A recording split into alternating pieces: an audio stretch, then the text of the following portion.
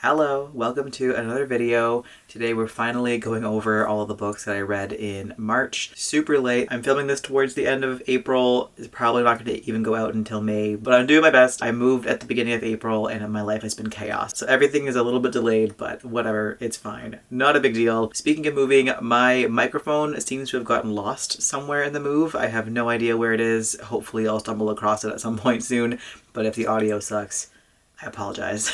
Anyways, I had a pretty good reading month for March, all things considered. I feel like I read a pretty similar amount to what I usually do and actually had a majority of positive reads. Lots of 3.5 stars, which for me is like good, bordering on great. I of course prefer to have as many 4 stars or more as possible, but a 3.5 is still okay. But let's get into the stats. So in March, I finished a total of 16 books. I DNF'd 3, which gave me a grand total of 5,767 pages and 62.5 hours of audiobook listening. In terms of how I read these books, I read 0 books just physically. I listened to 10 audiobooks, 6 ebooks, and 3 books were mixed media, which would be both the audiobook and the physical or ebook at the same time. So I'll briefly go over all of my DNFs, the first one being Saints of Storm and Sorrow.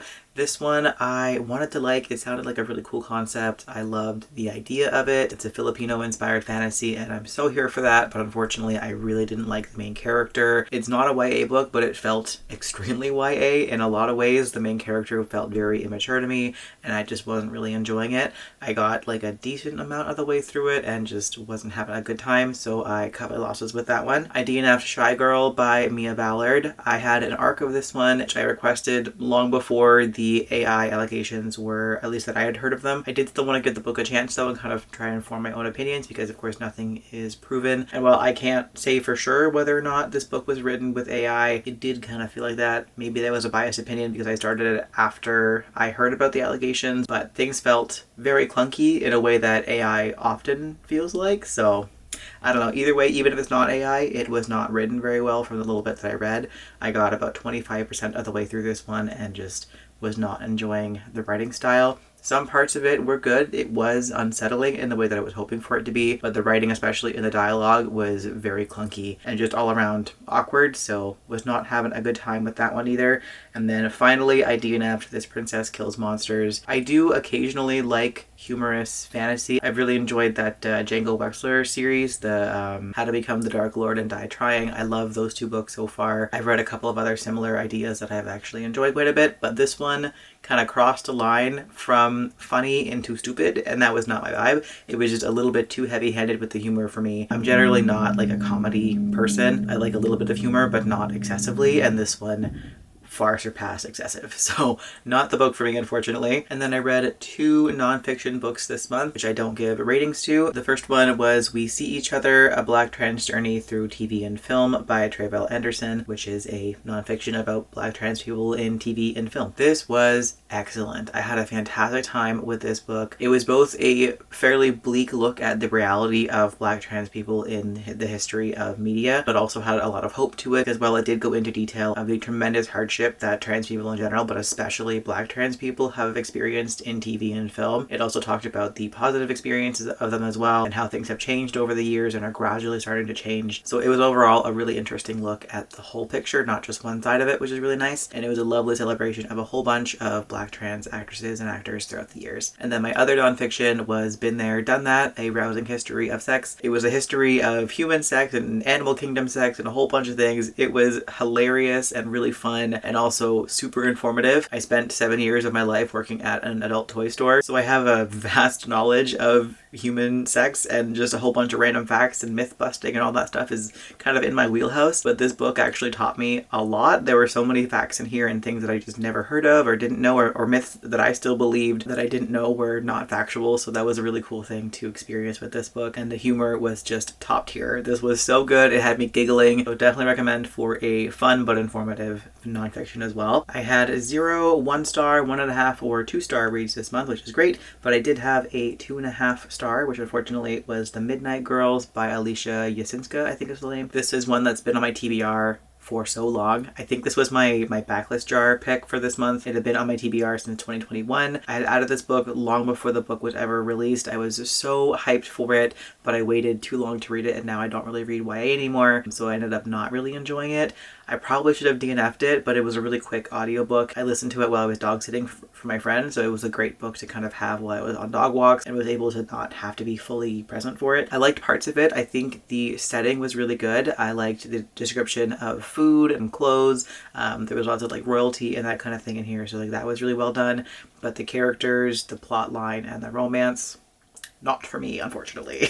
No 3 stars, but a whole whack of 3.5 stars. So we'll start with Overgrowth by Mira Grant. This was the March pick for the in-person book club that I'm part of. I wasn't fully let down by this book, but I was like a little bit. I'm a huge fan of Shauna Maguire and Mira Grant, and I also really love sci-fi horror, and I'd heard in reviews that this is a like horrific body horror kind of book. It had elements of that, but it wasn't nearly as much as I hoped it was going to be. I found parts of it were kind of creepy, but most of it was not bland, but not as interesting as it could have been, I think. I also think that this book was way too long. If this book had been a novella, I think it would have been much better and just kind of a tighter story, but as is, I felt that I kind of dragged. But the writing style was fantastic. I loved the characters. I thought they were all so interesting. I liked their relationship and kind of how they disliked each other for the most part, but they were still trying to protect each other. So that was a really interesting dynamic to read about. But overall, this just wasn't the strongest book in my opinion, but it still was good enough to finish and at least mostly enjoy. I also gave 3.5 stars to Can't Spell Treason Without T. This one I read for a vlog project that I'm still working on, where I retry books that I previously DNF'd, and while this one was interesting, I liked it, it was cute, it was fun. It's not one that I'm really going to think about a whole lot. I actually kind of already forgot that I read it. I probably could have left it as a DNF, but I'm not mad that I read it. But I'll leave the rest of my thoughts on that one for the DNF vlog, which would hopefully be coming out sometime in May. Now that I finally have Wi-Fi again, I can edit things and get that vlog posted. It's been haunting me for like 6 months. I read the Ballad of Jaquotte Delahaye, which is a historical fiction novel, not my usual genre, but it's about queer pirates, so obviously I wanted to read it for that. And this one says it's a epic, dazzling tale based on true events, illuminates a woman of color's rise to power as one of the few purple-rated female pirate captains to sail the Caribbean, and the forbidden love story that will shape the course of history. I think that's a perfect tagline to kind of sum up the gist of the story. I thought this one was very well written. I really enjoyed the characters. The plot was mostly interesting, but that is where it lost me a little bit. I think the politics in here got in the way of my enjoyment just a little bit, because I did kind of find that hard to follow sometimes, but the action in this book was fantastic. I loved all of the fight scenes. They were so well done. They were interesting and engaging. And yeah, this was overall a great read. Had a good time with it, and I do recommend it. Next up was the Absinthe Underground, which is also one that's been on my TBR for a hot minute. I think it's been there for like maybe 4 years or so. And while I liked this book, it again was kind of a bit of a letdown, just given how long I was looking forward to it. I hoped that I would love it a bit more than I did, but it was still fun. This one is a queer historical fairy fantasy about 2 girls who are roommates, and they go around stealing all these posters to resell for profit. That's how they make their money. And they end up stealing a poster for this underground nightclub and accidentally trying to sell it to the owner of the nightclub, and then they end up getting mixed up in this whole fairy heist thing. It was fun. I liked it. I think the setting was the strongest. I liked the characters. I liked the romance, but didn't love either of those things. And the plot was fun, but I did find that it dragged a bit towards the end. My next 3.5 star was Second Night Stand by Gabriella and Faye Stats-Waters. This one is a contemporary romance that's centered around this dance competition that both of the main characters have very high stakes to win. The 2 main characters meet before the competition starts. They have a one-night stand, like best night of their life kind of thing, but neither of them are looking for anything more than that, so they part ways, but then reconnect at this competition and things go from there. This was very fun. I liked the emotional elements of it. I liked seeing how the main characters both navigated the things that they were dealing with personally, and it was really fun seeing how they started to kind of weave their lives together. So I had a great time with this book for the most part, but it's not one that's going to stick in my head for a very long time. I've read more interesting romances. I've read worse ones, so this one's kind of in the middle, but still a good time, and I'll keep an eye out on these authors for more books in the future. Chicano Frankenstein by Daniel A. Olivas. This one is kind of a sci-fi, like sci-fi light. It takes place in our world where people have figured out how to reanimate people in the same vein as Frankenstein, where they take different parts of people and make a new person out of that. The main character is an unnamed man who is one of these Frankenstein people, and it's just kind of about his life as he just kind of goes around doing his normal life, gets a girlfriend, goes to work, all these things. It's a very slice of life look at what his life is like, and while that was almost interesting,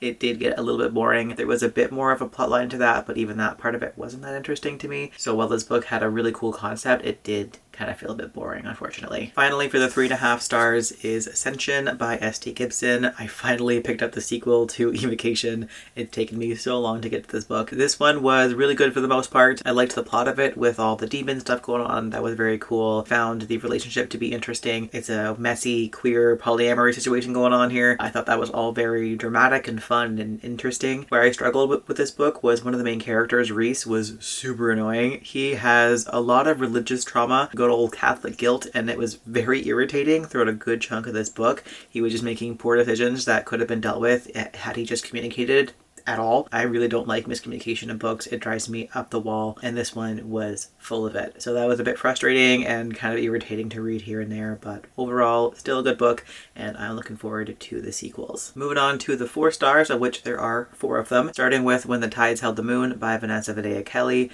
This one is I think it's a YA fantasy romance that's set in, I think, like early 1900s New York. It follows this young man who ends up joining the circus after he helps them to capture a mermaid, and it becomes a love story between him and the mermaid and this beautiful found family as well. This book was stunningly written. I loved the writing style in it. I did the audiobook for this one, and I learned afterwards that the actual book is full of beautiful illustrations. So I really wish that I had read this book physically now, but it's okay. It is what it is. The audiobook was still fantastic. I thought the voice actor did a great job with it. The plot was really interesting. I liked where things went, but mainly I was here for the characters and the found family. I'm a sucker for found family. It is my favorite thing in books, and this one had a very good one. I love circus books in general, but especially set in this time period, it was perfect. I love that about it. I think the plot didn't quite hold my interest kind of going in towards the end of it. I was mainly just there for the characters, so the plot could have been a little bit more interesting here and there, but overall this was a very solid read, and I'm so glad that I finally got around to it. Everyone's been buzzing about this book, and I can totally see why. Next up is Role Model by Rachel Reid, which is book 5 in the Game Changers Heated Rivalry series that I have been obsessed with. I am still fully in my Heated Rivalry obsession phase, and I can't stop. Probably gonna rewatch the TV show for the 4th time very soon. but this book has a bit of a heavier topic to it. It follows the main character who has just recently spoke out against his former best friend on his old hockey team, because some people have stepped forward to accuse him of sexual assault, and the main character believes them and is very firm and public about his belief that they are correct, that he did do those things. Even though he doesn't have any proof technically, he does believe them. So he ends up changing teams, where he becomes friends with the social media manager and gradually falling in love with him as the two of them try and navigate his online presence while he is dealing with all this backlash. So definitely heavier themes in this one, but they were handled very well, I thought. I gave this one a little bit of a lower rating than I have in other books in the series, just because I did have a hard time with the main character for a little while. I think it took him a little bit too long to redeem himself, because he was friends with that guy for so long. He was extremely homophobic for a very long time. This is a character that we'd seen multiple times kind of pop up here and there throughout the other 4 books in the series, and he's always been an asshole and is kind of homophobic as well. It was because he was closeted and hiding it, but still not an excuse. But he did redeem himself throughout the course of the book, and he really learned from his past errors. So we got there eventually, but it was a bit of a rocky start for me. But all in all, I still adored this book. It made me cry so hard towards the end of it. I had a great time with it. It was very cathartic and just a wonderful book overall. I love this series so much. It can do no wrong for me. but yeah, it definitely wasn't my favorite book in the series, but it was still a great time. I finally read Red Rising by Pierce Brown. This one is also part of the retrying books that I previously DNF'd vlog that I've been working on. I really enjoyed this one. I thought it was so interesting. It was nothing like how I thought it was going to be. The plot was not even close to what I thought that this book was about. I knew very basics about this plot line, but not really the details of what the meat of this book was about. So that was quite the surprise. I had a great time with it. I found it dragged a lot in the middle. I think the whole battle sort of thing in the middle could have been shortened significantly, and it would have been better for it. But otherwise, love the characters in this. I'm so interested to continue with and see where these characters go. They are all so interesting and well developed. Plot was cool. I loved how it ended. almost everything about this was just fantastic, and I am hyped to continue on at some point in the hopefully near future. My last of the 4 stars was Snake Eater by T. Kingfisher. This was an interesting book because it's pitched as being a desert horror novel, and I honestly would not consider this book to be a horror at all, at least by my standards. I didn't find it to be scary. There were a few moments where it was kind of unsettling, but otherwise this was just kind of a contemporary like paranormal fantasy for me. It was very good. I loved the characters the most. They were so great. It had found family, so of course love it. The setting was excellent. It's set in this historical town, I forget which state, but somewhere in the desert in the US. There aren't very many cars, there's no internet, that kind of thing, so it's very old-timey feel to it. And the main character comes here after running away, trying to find her aunt, but learns that her aunt had actually passed away. And given that she is her only relative, she ends up getting her old house, where she ends up being haunted by something in the desert. So very cool premise, really interesting storyline. Wish it was scarier, but otherwise this was a great read. I thought where the plot went was so cool. I especially loved the last third of this book. It was so interesting and just such a cool concept. The imagery in this book was fantastic, and overall had a great time with it. I just wish that it had been a bit scarier, but otherwise, great time. I had no 4.5 stars this month, but I did have 2 5 stars. The first of them being my reread of Project Hail Mary by Andy Weir. I reread this book before going to see the movie and had a wonderful time with it. I think I liked this even more the second time as I did the first time. I caught way more things and it still had the same emotional impact as the first time did. I did do a full page-to-screen episode of this book and my review of the movie as well, so I'll leave that link down below if you want to check that out, but I will leave that here since I've already talked about it at length semi-recently. And then finally, the last book for this month was The Long Game by Reid, the 6th book in the Heated Rivalry series, and the sequel to book 2, which follows Shane and Ilya. This was wonderful, of course. I really can't decide if I liked this one or Heated Rivalry more. I think I liked them both pretty much equally. I loved seeing where the characters went and how the relationship has developed over the years. This book also deals with some heavier topics, mainly with mental health. Ilya is dealing with some pretty severe depression throughout the course of this book, but I loved how that was handled. I thought it was handled so delicately. It felt very realistic, in which it was kind of this gradual realization for him, and the symptoms that he was displaying were subtle enough that the people in his life just didn't even notice. He just spends so much of this book suffering in silence, and it was just heartbreaking to read, but so beautiful. I loved this book for that. And Shane went through some hardships here as well. This book was just heartbreak after heartbreak, and I loved every second of it because the payoff for it was so good. This book had me bawling my eyes out multiple times, and I loved it for that. I am so glad that I didn't jump ahead, because my plan at first, when I was first starting the series, was just to read Game Changer, Heated Rivalry, and The Long Game. I wasn't really interested in reading the other 3, but I'm so happy that I read all of them, and I read them in order as well. I think my experience reading this book would have been a lot different had I not read the books in order, so I definitely do not recommend just skipping ahead to this one. There are so many things that the other books inform about Ilya's character that wouldn't quite be the same if you hadn't read those books, and they're all amazing anyways. But yeah, overall I had a phenomenal time. Is this a perfect book? No, of course not. This is definitely a very biased rating that's mostly based on emotion, but I am not at all sorry about that. This had to get a full 5 stars for me, just purely based on how much I cried and how much joy I felt reading this book. It was such a good time, and I can't wait for book 7. Whenever that happens to come out, it's going to be a lot, and I can't wait for it. And before we wrap things up, let's get into some superlatives, starting with the best book of the month, which of course was The Long Game. It's almost Project Hail Mary, but The Long Game does have to win. My worst book, unfortunately, is The Midnight Girls. Nothing against the book personally, it just wasn't for me. My biggest surprise is Red Rising, because this plotline is not at all what I thought it was going to be. Most memorable is, of course, Project Hail Mary, because I went and saw that movie on, like, not quite opening day, but very close to opening day, and it was wonderful. Plus, it's been awesome seeing so many people buzzing about this book and movie online since then. Most forgettable was Can't Spell Treason Without T. It was a good book. I did enjoy it, but it felt very similar to a bunch of other things that I've read before, and is one that I've already kind of forgotten that I've read. Best audiobook, again, Project Hail Mary. I love the audiobook for this one, especially how they do the voice for Rocky. It's so well done, and I love it dearly. And finally, the prettiest cover. This had a few runner-ups, but I think it has to go to When the Tides Held the Moon. This cover is just stunning. I am obsessed with it. It's so beautiful. And that'll do it for the March wrap-up. Let me know if you read any of these books and what you thought of them, and if not, then let me know what the best or worst book that you read last month was. I would love to hear your thoughts. But in the meantime, thanks a bunch for watching. I hope you're having a fantastic day, and I'll catch you in the next video.